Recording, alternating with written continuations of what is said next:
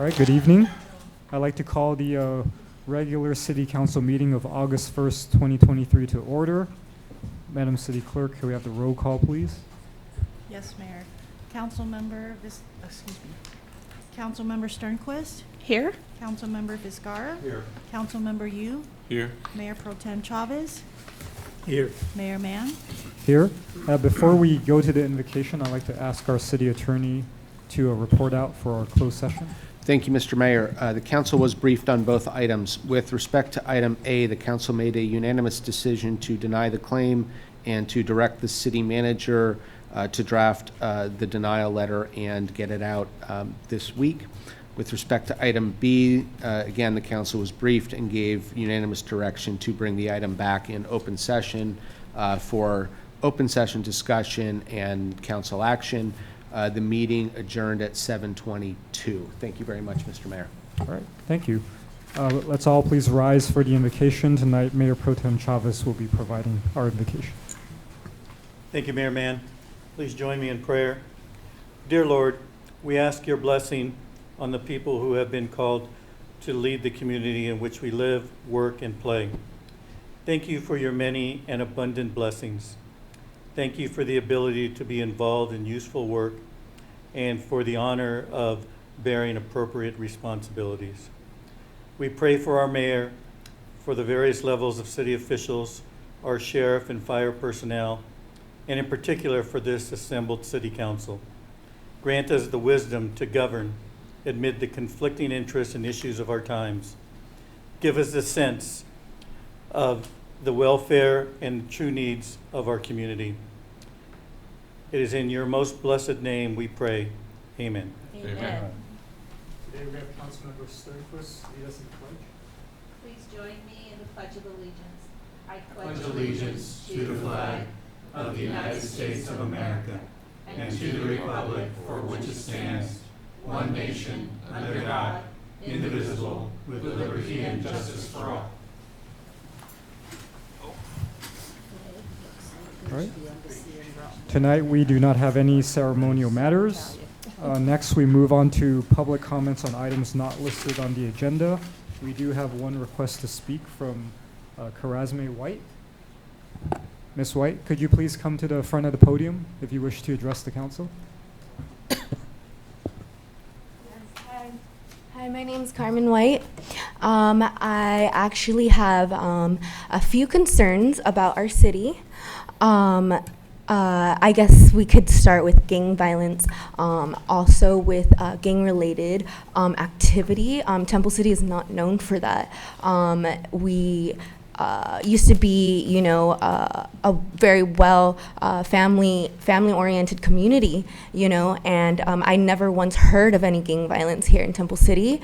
I arrived here in 1997 when I was 5 years old, and I always felt comfortable and safe in this city. And then when I turned, I guess, 17, 18, when I graduated 2011 from Temple City High School, I started, you know, experiencing homelessness, and I started experiencing gang violence and gang-related activity, you know, and that's kind of what, you know, where I stand today, just trying to fight against, you know, any of that, because I believe in, you know, humanity. I believe in our society. I believe in substantiability, and I believe that we can turn things around. That things don't need to get so violent.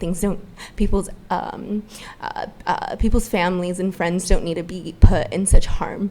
You know, and, you know, the city has been over 100 years, you know, and so it may just be some wear and tear, but I also know the community has a lot to do with the wear and tear too, as far as in keeping the city up versus not keeping the city up. I love the city. This was my home for many years. I wished many blessings and good wealth and good health on this city and of LA, of Los Angeles. And so it just breaks my heart to see things not do so well. Thank you. That's all I have to share. Okay, thank you, God Ms. bless. White. God bless. Thank you. Thank you. Is there anyone else who would like to address the city council? Okay. Seeing none, we will close the public comment. Next, we have the consent calendar. All items may be approved in a single motion unless council wishes to pull any items. Motion to approve? We have a motion and a second. Are there any objections? Seeing none, can we have a roll call vote, please? Yes, Mayor. Councilmember Sternquist? Yes. Councilmember Vizcarra? Yes. Councilmember Yu? Yes. Mayor Pro Tem Chavez? Yes. Mayor Mann? Yes. Next, public hearing, we have none. Unfinished business, we have none. Next is new business, item 10A, discussion of amending section 2-1-2 of the Temple City Municipal Code pertaining to city council compensation in light of Senate Bill 329. And we have a presentation from our city attorney, or I should turn to Mr. Actually, Cook. this will be a tag team, if that's okay, between myself and the city attorney. Okay, sure. I'll start off with the intro, and then my colleague will take over in part. The staff is bringing this forward to the council so that you're informed and see if you would like to move forward with some provisions of state law that have just been amended. But just as a reminder, back in August of last year, the council adopted ordinance 221065 that set the new salary for individuals elected on after the March 2024 election, so your election coming up. After deliberations, we had relied on the formula that the state law allowed for in order to set the compensation level at $1,080 a month. The last time the council compensation had been adjusted was 2012, June of 2012. So state law has provisions of the manner in which you can set your compensation. You cannot set it back retroactively, and there are some challenges. There are some issues about setting it prospectively as well, which the city attorney will go over in just a few moments. Earlier, just recently, on June 29th, 2013, the governor signed Senate Bill 329. This bill allows for a one-time reset for council salaries to account for the extraordinary inflation and extraordinary costs that have increased in the last 12 months. And the intent of the bill, as the author has stated, is to address a couple things. One is to address the unprecedented increase in costs that have come forward, but also to allow that reset one time. So if the council does not adopt this one-time reset of the salaries that would be in effect for any council member, whoever he or she may be, in March of 2024, you cannot go back and recapture that.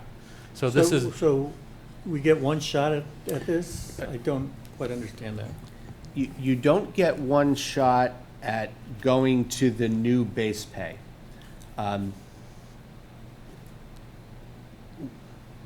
take over. Sure. So the code section is Government Code Section 36516. And it has a number of provisions, and some of the numbering is changed under the bill. So I'm going to use the new numbers, which are a little bit different. But there is a base pay for cities of different sizes. Under the law, as it stood before this bill, the base pay for a monthly base pay for a city of Temple City's size was $500 a month. Under the new bill, it's $1,275 a month. The bill also provides for an increase above the base. And the increase that is provided is 5% per year times the number of years since your last increase. And I think that was what was in effect when the last time we looked at this as well. Exactly right. And so when you last looked at it, you looked at your 2012 increase, you looked at the number of years that had gone, and we said, okay, here's your cap. This is the highest you can go. And you as a group said, we're going to go a little bit below that, and you set the number where you set it at $1,080 per month. To Mr. Cook's point, that is not your current salary. And the reason that's not your current salary is another section, 36516.5, says that salary changes occur following an election when a new council member is seated. Now, new could be an incumbent, but it's a new term begins. Right. And that's the legislature's way of not allowing a council to get seated in March and then crank your salary as high as you can. They don't want to see that. But what this bill does, it keeps that 5% times each year. But Mr. Cook wasn't really wrong either. If you go up to the $12.75 a month as of March of 2024, when the next council members will be seated, then you'll be starting at the even point. If you start at the even point, then from there you can take 5% per year, and say every 2 years you could increase by 10%. Right. That's completely consistent with the law.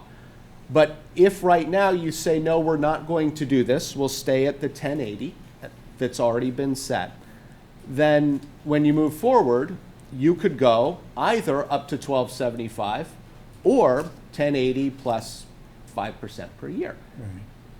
What gets interesting is if you don't do the 1275 right away, whenever you get to 1275, you'll be there. But another city that took that action Oh, this be year past that. will already be 5, 10, 20% higher. Yes, sir. Just stretching. All right. A couple other key things in the bill. Subsection A5. The ordinance that sets the salary cannot have automatic future increases. What the California legislature wants, and certainly this is not the case here, but we're still all living under certain pay-related scandals. They don't want you acting once and then the public not knowing that there are automatic increases. They want it every time. As I said, the 5% per year is still the limitation. It's kind of funny. It's a limitation above a cap, but it is what it is. But that's to account probably for cost of living, things Exactly. like that. Exactly. And theoretically, you could do that every year if you wanted to, right? You Or- could do it every year. The best way to do it would be to do it every 2 years. Yeah, because that's when based the on the election new is. seating, yeah. Right, right, And then, Because Okay. why? because you're only going to seat a new council member after a regular election every 2 years. So there's no need to consistently be bringing it up. I will say there's been a slight change to the procedure, which again goes to the sunshine aspects of this. The council has to consider the adoption of any future increase in open session at 2 regular meetings of the council. So you can't do the first at a special meeting and the second at a regular meeting, which, as we all know, is kind of this, it's allowed for every ordinance except this type. Every other ordinance you can introduce at a special meeting, wait 5 days for a regular meeting and get it through. Can't do that this way anymore. 2 regular meetings. So really it's gonna take a whole month. So this counts for the first meeting. This isn't an ordinance yet. And, Okay. and this is in the Oh, I see future what you're going saying, forward. once we introduce the Yeah, ordinance. once we introduce. Yeah, right. In the future, again, with the increases, not now, but anything above the cap, the ordinance will include findings talking about the need to continue to move it up. Where in the past it was just, the law allows it, so we're gonna do it. Staff, when staff brings this to you in the future, will have findings that if you feel you can make them, then the ordinance moves forward. Did they suggest in the new law what those findings should include? They have not yet, but I do think the bill author's statement, which is sort of called out inset, that's the long paragraph on page 2 of the staff report, I think that gives a good idea of what the legislature's looking for. The financial compensation for council members has been low. There is a balance of your career, your personal obligation with the time you're spending. There have become, again, after the issues of now 12 to 14 years ago, lots of limitations on additional stipends. There are now so many non-stipended boards where it used to be that it was, cities might have 3, 4, 5 additional entities that the council member served on with additional stipends, and that has gone away. There's a desire to understand that for a lot of people, this is time away from work, and time that if you're looking to ensure that the next generation wants to come and serve, that offset of the time with the financial compensation is a way to make sure that you're drawing a wide variety of people in. So there are some findings suggested by the author, although he doesn't phrase it that way. Those would be the kinds of things we would bring to you as what we would see in asking you kind of regularly, do you want to keep up with this so that we don't get behind? But today, we're just here to introduce it, let you talk about it, and decide, would you like to move up to the statutory limit?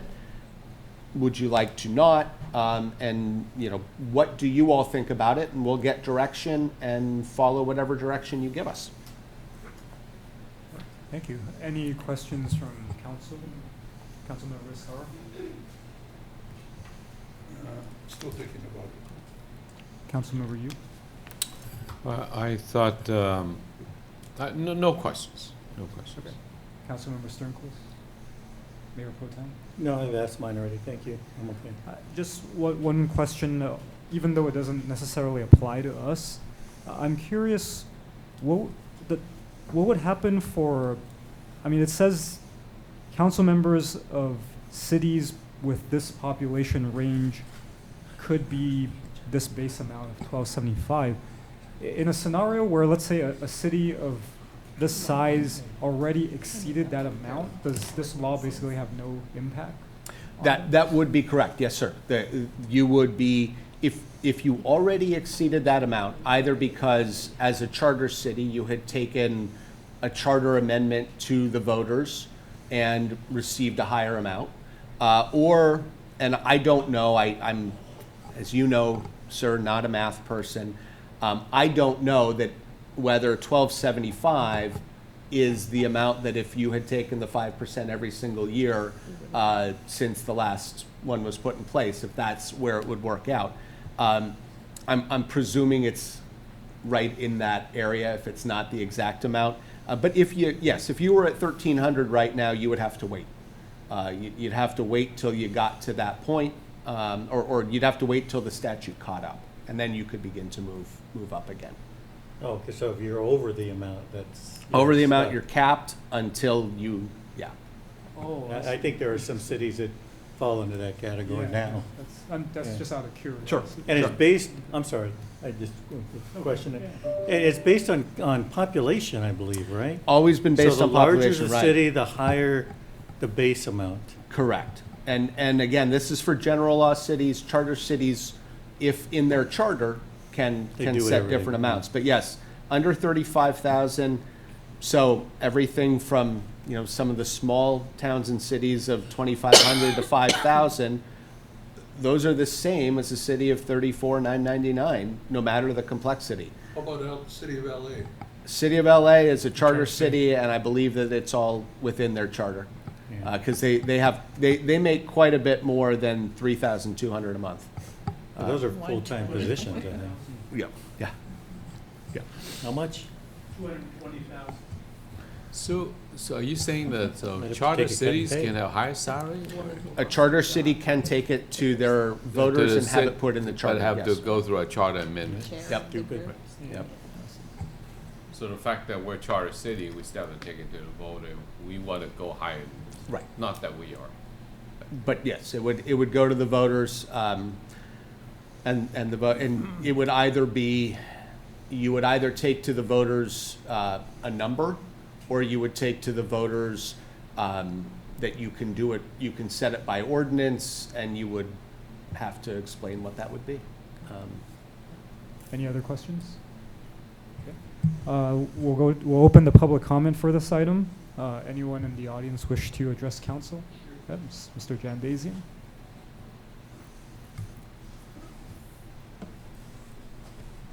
Good evening, Mayor and council members. Jerry Jambazian.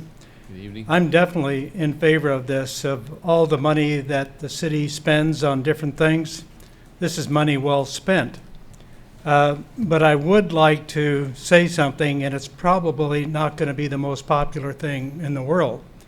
And that's at different city events, I'd like to see more council representation. Sometimes there's none, sometimes there's one. But I think our citizens need to see our elected officials.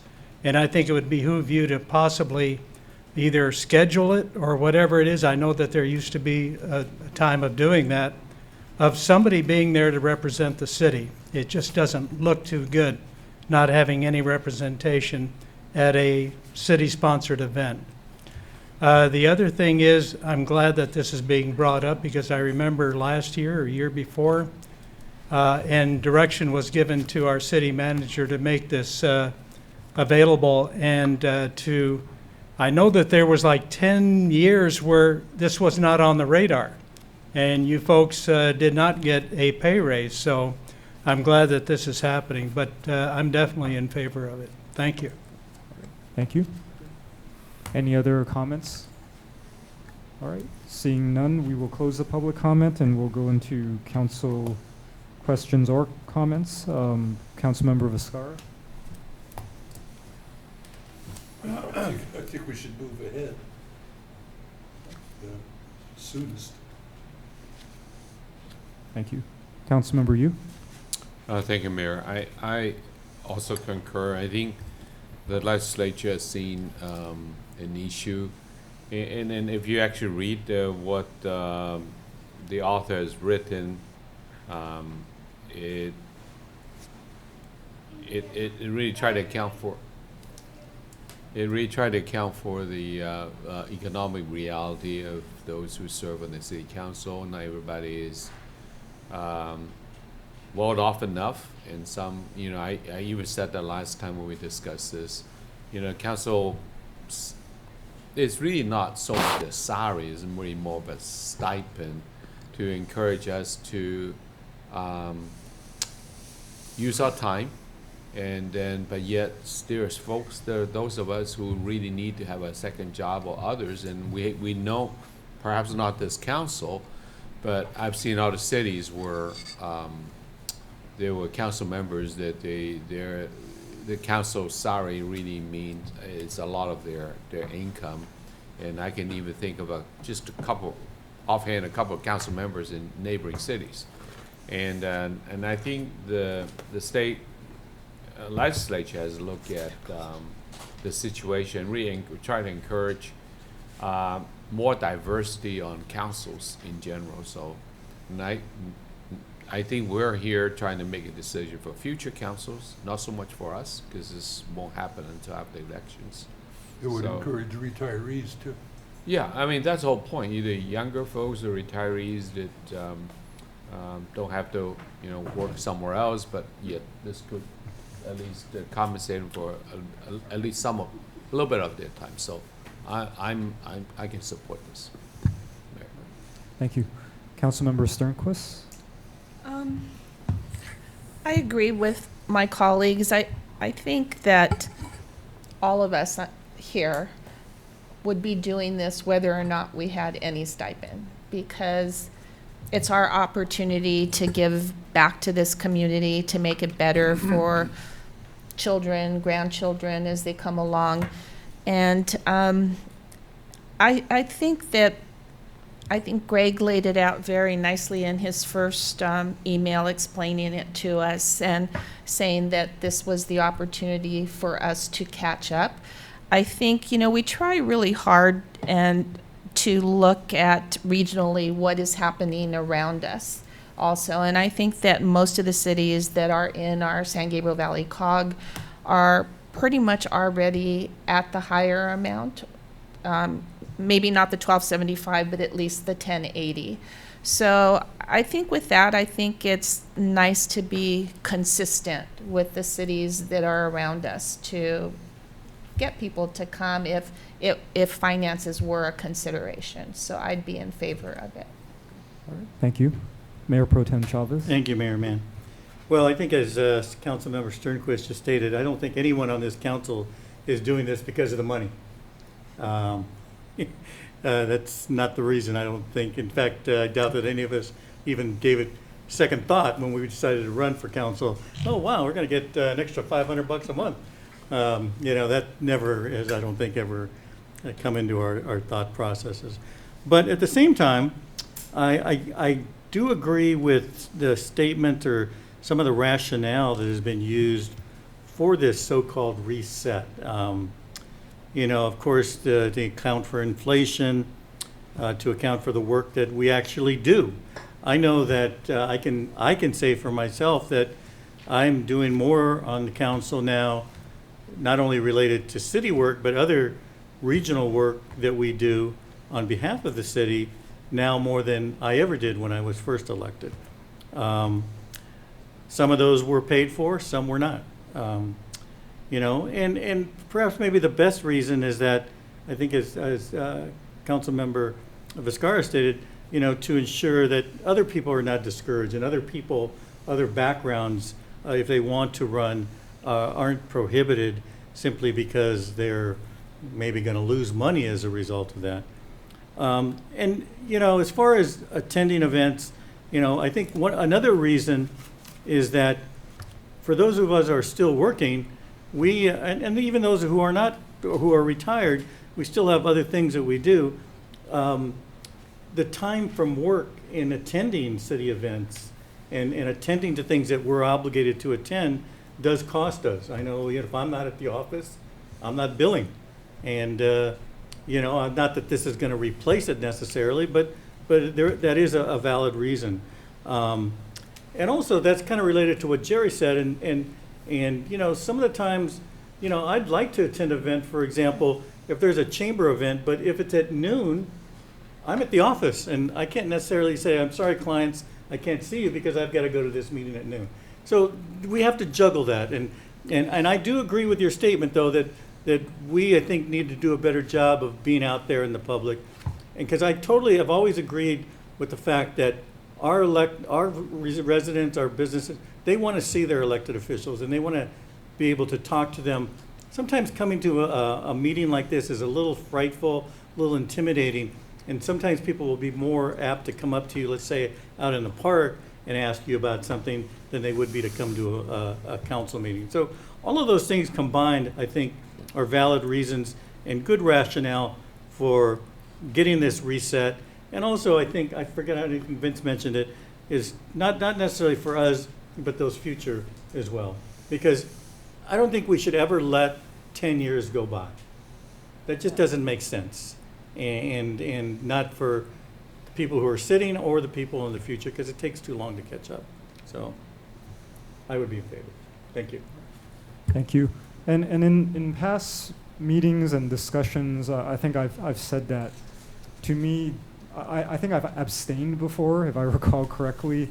And in that moment, for me, I guess maybe I was thinking too narrowly. I was really only thinking in the context of how I personally am affected by this, and like to the comments of Mayor Pro Tem and Councilmember Sternquist, money wasn't really ever a factor to me, so I was kind of concerned about the optics of a council basically voting to raise their own salaries. But I think the way Senator Dodd worded it, and also all the comments that my colleagues have shared, really resonated because we're kind of looking at the future, right? And one of the frequent comments I get, or questions I get from those who inquire about my role on city council is, well, how much do you get paid, right?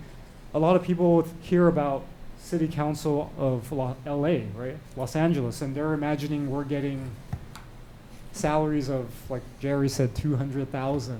And they're going, oh, wow, that sounds amazing. And I go, no, we don't get anywhere close to that. and it shocks some people to say, oh, you're the mayor, but I tell them it's actually a part-time job. I think for a lot of people that doesn't really, it doesn't compute, right? It's like, how can you be a part-time mayor? That doesn't make sense. But for a city of our size, that's the reality, and it's just for all practical purposes, it makes sense, right?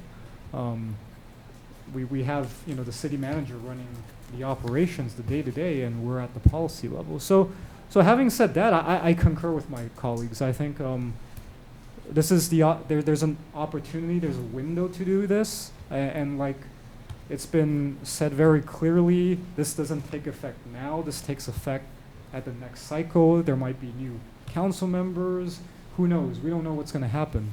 But if that was the case, this is really to the benefit of those who are serving in the future, and we'll probably still get chuckles from people who don't think it's worth your time to do this. Because I'm serious, that's the reaction I get from some people. Is they're saying, like, why would you do this for this amount of money?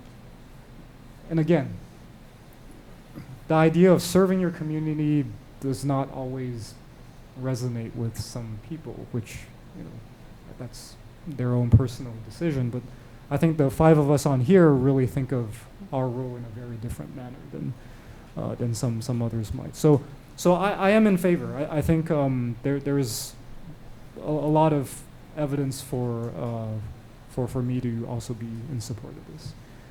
So having said that, if anyone would like to make a motion for this item.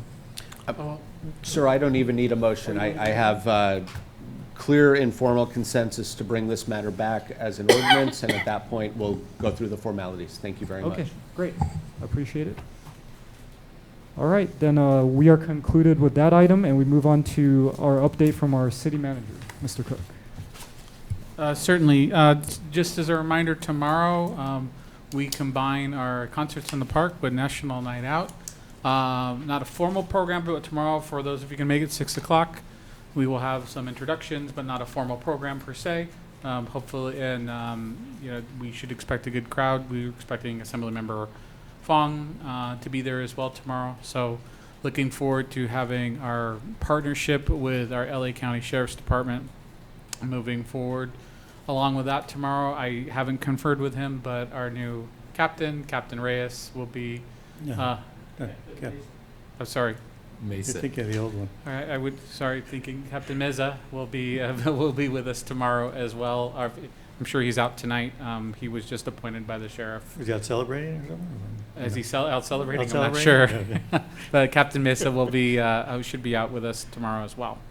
Are we going to have? We're also going to have staff booths there as well, right? We'll have Brian, staff. are you Mr. gonna be Arzumi will be there on Golden West. We'll have that blocked off, so we'll have as much of the. And another reason we do it the next day rather than the National Night Out Day is to try to get some of the specialty teams and others. But Brian, Mr. Arzumi, do you want to describe what's? I haven't heard anything in any of the reports about hot dogs. Hot dogs will be there, sir. Well, just want to make sure. Chips? Hot dogs and chips and drinks. You're talking about my stomach. Our office will be out there cooking, sir. Are we doing hot dogs? Or? We are doing hot dogs. Oh, okay. We'll have Athens will bring their barbecue tomorrow, and they have donated 800 hot dogs, chips, and we also will provide water and drinks as well for the event. And in addition to what Mr. Cook stated, we will do live fire extinguisher training for members of the community. Oh, nice. LA County Public Health will be here teaching hands-on CPR. And then we'll have the American Red Cross here as well, talking about their programs and what they can do in fire safety and home smoke detector installations. And will our CERT team be there? Our CERT team will be there. We will be staffing the CERT booth to have a prize wheel, but we also will be teaching residents how to turn off their gas meter and how to turn off their electrical panel. And this will pretty soon we'll be ending concerts in the park, wrapping that up, but going into a very heavy fall schedule of activities. The Noodle Festival, the Moon Festival as well, High Autumn Festival, with our partner World Journal, who's a fantastic partner to work with, and we're gearing up for a very active fall. So, thank you, Mayor Mann. Thank you. Next, any updates from our city attorney? None tonight, sir. Well, you're very active this meeting already. Your fee tonight. That was The report was integrated into the council item. All right, next, council reports on ad hoc or standing committee meetings. I know Mayor Pro Tem and I had 2 meetings recently, but perhaps Mayor Pro Tem, you can take the lead on reporting out. Okay, thank you, Mayor Mann. We met with the standing committee with the Temple City Unified School District last Thursday.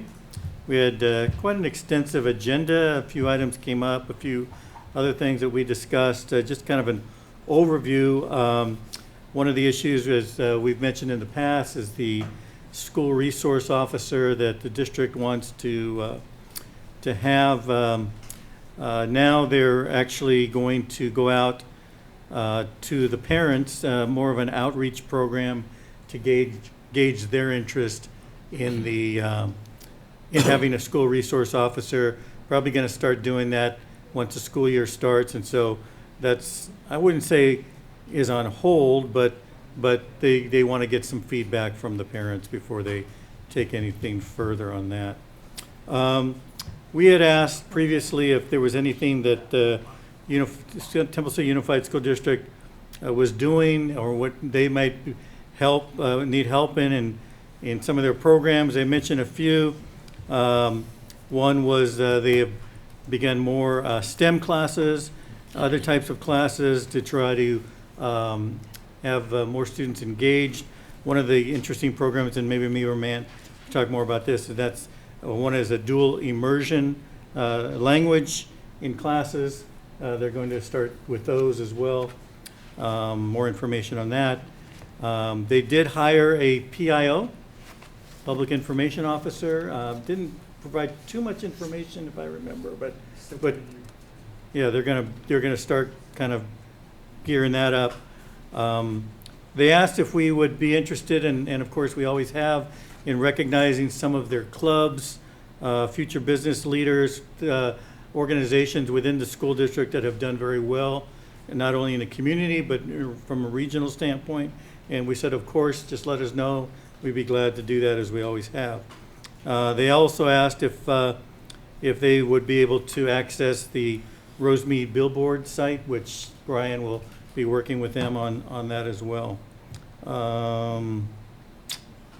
Adam was at our Parks and Rec supervisor was there and suggested that they could always have a booth at city events in the future if they wish to promote anything as well. And one of the things I think was an art. They wanted to display some of their art from some of their students, and we had suggested at Live Oak Park, because we've done that in the past as well. So a lot of things that we were trying to work together with them. The joint use agreement, I don't think I mentioned that. We got a little bit of a big report on that. That's still in the works, still in progress. We hope it'll come to us sooner than later, but it sounds like it will, and so that's hopefully going to come back to us soon. Let's see. Some of the improvements. Oh, I know. One of the things, I don't know, Brian, if you may not be prepared to talk about this tonight, but they had expressed a concern, or there was a concern expressed at the corner of Lemon and TC Boulevard. I think, I don't know if, I think you were going to take a look at that. The Oak drop-off zone, they've figured out a way, and some of you may have heard this in the past, those cages, and they called them cages, that wasn't my word, but the cages that they have on Temple City Boulevard at the high school, they refer to them as cages, and I think we all know that we've heard other comments about those stairwells as well, but they're starting to spruce them up a little bit, so you may have noticed some emblems that are on there now, and they do look a lot better. They're in the process of repainting some of their playgrounds, but the big news was that they are going to, I don't know if, maybe William, you remember more about this, but they were going to begin a renovation of the football stadium. I don't remember the timeline, but I think it was, they wanted to have it ready for the graduation in 2025. Yeah. So that includes a new synthetic turf and track, which would be exciting because we know that most high schools these days utilize those as well. How about the bleachers? probably include that. It didn't really specifically mention, but I would imagine that it's part of the whole Those renovation. things wear out. Yeah, they do. They do wear out. Yeah, I think, And they're Art, gonna go. Art, the superintendent alluded to the bleachers, the restrooms, and the Yeah, concession yeah, so it's a stand, kind of a so it's- complete, and the snack bar. Snack bar, Yeah, yes, a complete redo of the whole area, so that'll be nice. And lastly, at least in my notes, they are planning a State of the District address that's now set for October 5th. It's a Thursday evening, and so I'm sure more information will follow on that. Of course, we'll all be invited to that. It'll be held at the high school in the Media Center. And that's where we usually have our neighborhood watch. Tom, when is program. that? The State of the District? Mhm. October 5th. Okay. Yeah, October You know, 5th. if I could just ask you to make Yeah. a recommendation, you know, I have to say that some of the organizations send invitations to us a day before or 2 days Mhm. before, and then they expect us to come. So, you know, I just would like to, if you could remind them that if they could just not send things at the last minute, it would greatly be Yeah, appreciated. and I have expressed that through Brian as well, and maybe with this new PIO, maybe that'll increase, get a little bit better Thank you. handle on it. So, yeah, point well taken. I agree with you that sometimes, again, another example of an event that we could attend, but sometimes when you get the invitation a day ahead of time, it's a little hard to do your schedule for that, but, yeah. And Mayor Mann, that's all I have, unless you have other things you want to add to Well, that. that's pretty comprehensive, and I think maybe the only thing I'll add is to your point on the dual immersion program that they mentioned. So, just quick context: the school district had been implementing what they called a language exposure program at the elementary level, and specifically it was Mandarin. And so the way I would describe it is they hired a teacher who would spend certain periods of the day at the different elementary schools, so they would rotate throughout. And it was, dual immersion is intended to be where you're teaching the curriculum in another language. So language exposure is more like introducing them to songs in Mandarin and other things. So it's not really the same context of a full immersion. But they had alluded a year ago that the language exposure would or could lead to a dual immersion. So this seems like they're taking sort of that next step, which is, it's great because that's something that I know I've mentioned to the school board in the past as the question of, hey, is the school district taking any steps to exploring the feasibility of that? So that was very good to hear from them. Mayor Pro Tem mentioned the students, and I think if we haven't done so already, I know we mentioned that we would invite them to one of our council meetings, and some of these students who placed really high in a variety of competitions at a national level, they're graduating seniors, so we would like to maybe get them the invitation for the next council meeting, because they might be in school wherever they may be. Some are college bound and they might not be able to make it. So I would say let's reach out and get the names of the students if we haven't done so, and invite them to our next council meeting in August. But other than that, I just want to also say that I think Mayor Pro Tem would agree with me that our relationship with the school board has definitely improved over time, and the meetings are very constructive. We have candid conversations about difficult topics, but at the end of the day, we intend to communicate and work together. And I'll say the same thing I said at the standing meeting is I will give kudos to our city manager, Mr. Brian Cook, as well as the superintendent, Dr. Arcuna, for being communicative at their level, because I can't emphasize how important that is. So thank you, and I know I've already thanked the superintendent at the meeting, so I just want to say that again. And just one last thing, just a reminder, Jerry, I think you filmed it, right? Yes. Is it available on your website? Oh, yes. Okay, so the meeting, anybody wants to see it, is available on Jerry's website. almost 60 people have seen it already. Oh, okay, good. All right. That's it for that standing committee meeting, but we also, Mayor Pro Tem and I, just had another ad hoc committee right before our closed session, which is the Centennial Celebration ad hoc. Mayor Pro Tem, Why don't you take the lead on this one, Okay, and I'll sure, fill in. sure. go Yeah, ahead. so we met earlier this afternoon, and Director Matsumoto gave us an update on the Centennial Celebration, which is a more detailed version of the one he gave at the school district standing committee. And in front of our council colleagues is the same exact slideshow that Director Matsumoto provided us. He went into great detail, laying out the itinerary of the day of the celebration, starting with the community parade at 9 a.m. That will span a similar scale to Lights on TC. So it won't be as long as the Camellia Festival, but it is well within the footprint of what we're used to doing. So that certainly makes it logistically easier for staff, and really it's a great opportunity. The main difference is, and I think Mayor Pro Tem said this the best during the meeting, is the focus of the celebration is on the history of our city. And so the elements and of this celebration and the participants in the parade should be a reflection of that. And I think our Parks and Rec staff certainly have done a great job in identifying the parade participants, ranging from focusing on our local nonprofit community groups, our schools, our churches, and we even talked about getting our commissioners involved, since they've done such a great service for us, for some of them for many years, and this is a chance to let them also partake in the celebration as well. They're very much an important part of our city, and we always say they're an extension of our city council.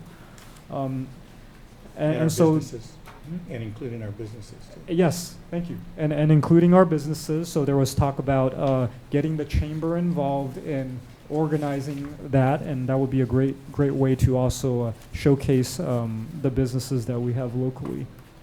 And you can see in the slides in front of you, he also shared the footprint of the area, very similar to what we usually do with the Camellia Festival and some other events like the High Autumn Festival with World Journal. And he went through a lot of interesting ideas in terms of activities and entertainment that we can provide. As you all recall, the event kind of is melded together with the Fall Festival and the Classic Car Show. So there's going to be a lot going on. But I think it's great because it's meant to be a big celebration, and so a lot of these factors coming together really kind of add to the kind of pomp and circumstance of how we want to really celebrate the 100 year. And of course, a lot of interesting ideas. I think Director Matsumoto was going for entertainment that's maybe different than what we're used to seeing for some other events, kind of like the scale of certain things. Like my favorite one was the drop zone, which is literally, it looks like a giant trampoline. So you jump off of a 20-foot platform and you bounce off of a giant. Yeah. We so thought you'd be the first one on there. So we volunteered all of council to be the first 5 to jump off of that trampoline. Oh, you got to mention the axe throwing thing too. Oh yeah, and of course the axe throwing vendor that Mayor Pro Tem said we should run by JPIA. But apparently they have a trailer that is all enclosed that they bring, and people can actually throw axes, and Yeah.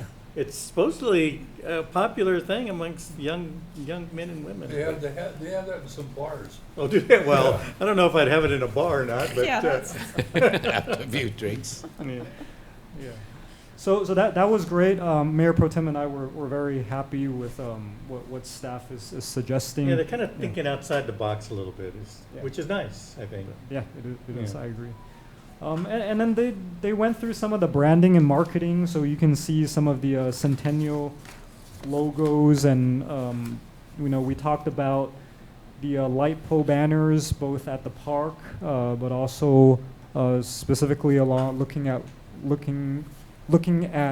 putting it up in along Las Tunas, since that's going to be really the main parade route, and that's where everyone will be going towards. That's the center of attention. So it's very exciting. A lot of again, kudos to staff for being so creative and resourceful, using just a lot of in-house skill and expertise, and putting a lot of these items together.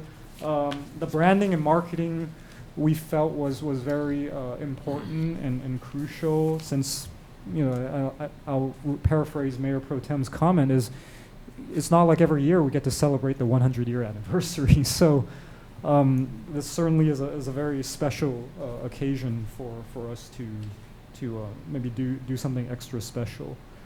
And part of that is promotional items ranging from, you know, a button maker machine, stickers, and I think our favorite was the children's coloring book. I think some of you may have an example of that in front of you. Up here. It's really nice. It's a lot of things that we associated Temple City with. Of course, color in a parrot, right? You have a parrot you can actually color in, and just that was different my favorite. items. Cars, of course, for the car show, and just different items that kind of relate. The first Winchell's Donuts in Temple City. And so they plan on giving not only the coloring book out, but a set of crayons to use with it. So, yeah, good stuff. Yeah, so I don't know, Mayor Pro Tem, you want to fill in? Well, I think that you did a great job. I think the takeaway for all of this is that most of the stuff we've talked about is not going to be a charge to the public. So, you know, we're not going to charge for activities, for the coloring book, for all those things. We're there to celebrate.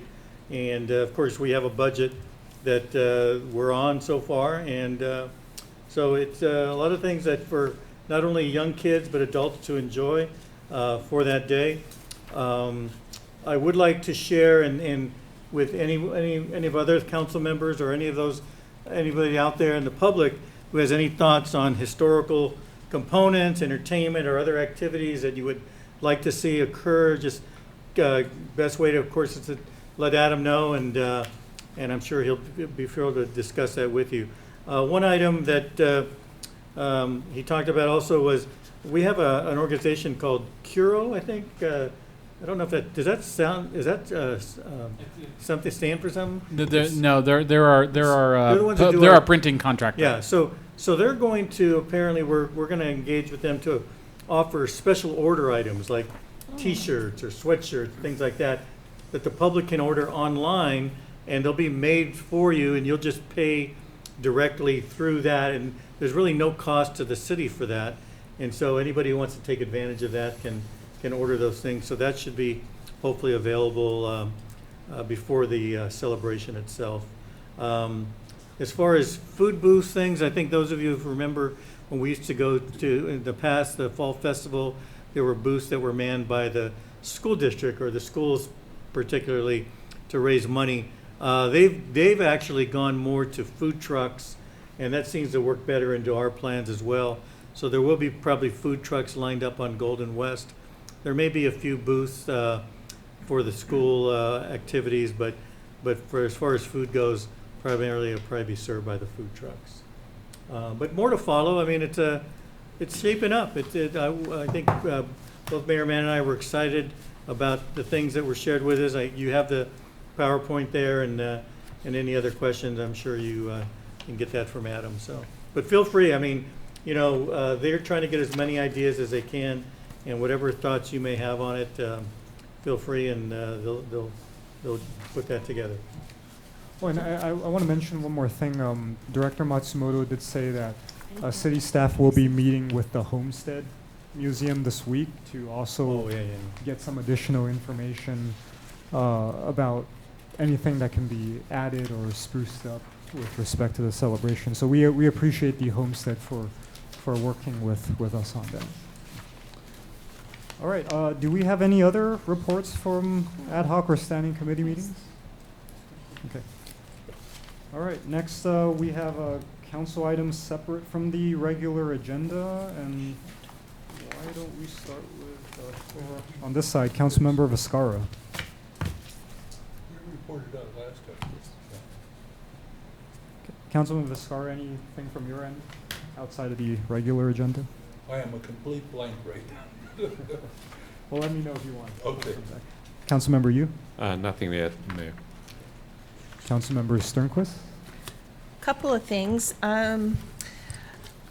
Mayor Pro Tem Chavez and I attended the Girl Scout, I'm not Girl Scout, I'm sorry. Boy Scout. Boy Scouts, but 3 young ladies and 1 gentleman received their Eagle Scout promotion. What do you call that? The Promotion. kerchief thing. Yeah. It was really nice to see them get that. And it's historical for Temple City because it's the first time that has taken place. So congratulations to those young women. Something of interest, I think, to everyone, even though it was at Pomona, is Foothill Transit's executive board meeting met at the Pomona Transit Station, which is along the tracks. And that transit station actually serves 3 colleges, I believe, that are in that area, a couple of technical schools, so it's heavily used. The problem that Pomona PD and the Sheriff Department see that runs or looks over the transit center has found that there has been numerous incidents where homeless people have gathered and drugs were being shared and used. Not all the homeless people there, but a good majority of them. A lot of complaints from transit users and from the public just not wanting to go to the transit center because were afraid of some type of altercation taking place. Our new captain was there. There were probably 5 captains from different cities in the, not captains, but what do you call the stations? Yes, station leaders from various cities in the San Gabriel Valley, along with the sheriff representation. And it was really great to hear the conversations about transit usage, why people are still reluctant to get on to buses because of public safety issues. There's no clear-cut answer, but everybody on the board, along with the sheriff representatives and the Pomona PD, agreed that there had to be more communication between the police department and the sheriff department, because oftentimes they were working independently of each other, and where they could have put their resources together and maybe more things would be resolved. So Foothill Transit is actually going to partner with the city of Pomona to do some upgrades at the station, to put up some fencing so that it's safer for people. There's big openings where someone can just step onto the train tracks. And it's a really interesting building out there. It was one of the old train stations, and it's a beautiful building that needs some upgrade. But if you ever have the chance to go out there, they have beautiful historical pictures of when it was in its day. So it was really a well-attended meeting. I think we probably had 30 public safety officers in one room. And so a lot of good conversation, but that's what was happening recently with Foothill Transit.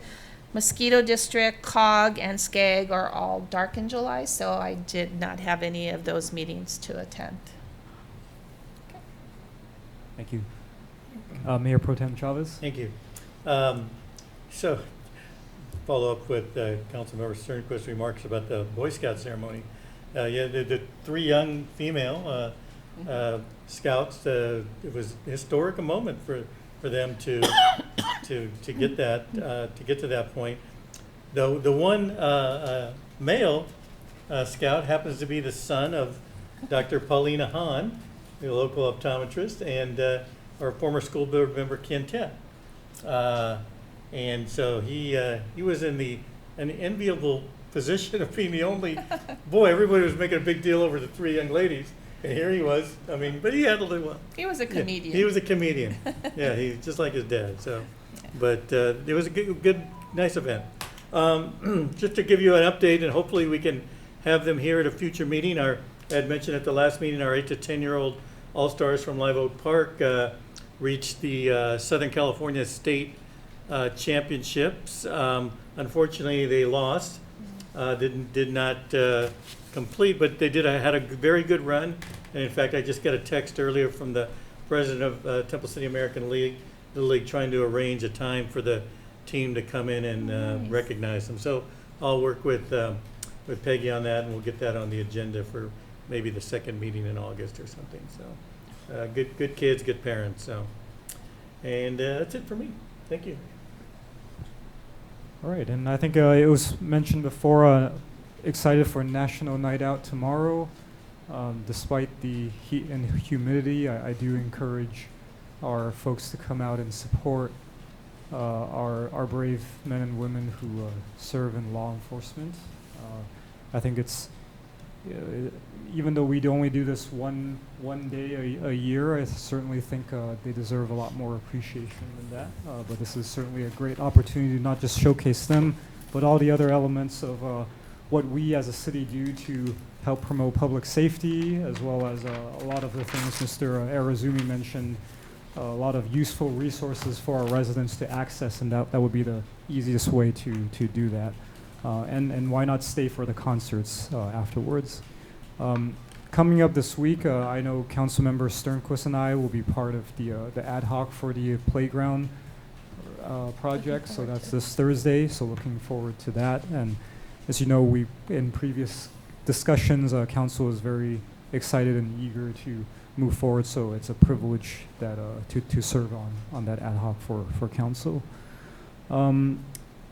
And again, just related to the heat, I think our Live Oak Cooling Center continues to operate. So for those who want some respite from that, please take advantage of the city facilities. And that's all I have for tonight. Next, we'll go to additional public comments on items not on the agenda. Do we have any additional public comments at this time? All right, seeing none, I will close public comments. And for the adjournment, I do want to I do want to say something. Tonight we mourn the loss of LA County Sheriff's Class number 464 recruit Alejandro Martinez. On November 16th, 2022, Alejandro was struck by a motor vehicle while training with his classmates from Academy Class 464. Alejandro fought for his life for the past 8 months, but lost this battle and succumbed to his injuries approximately 3 days ago. Our condolences go out to Alejandro's family, friends, partners, and of course, our family with the sheriffs. That loss impacts us all. He will always be remembered and will never be forgotten. So tonight, I'd like to adjourn this meeting in the memory of Alejandro Martinez.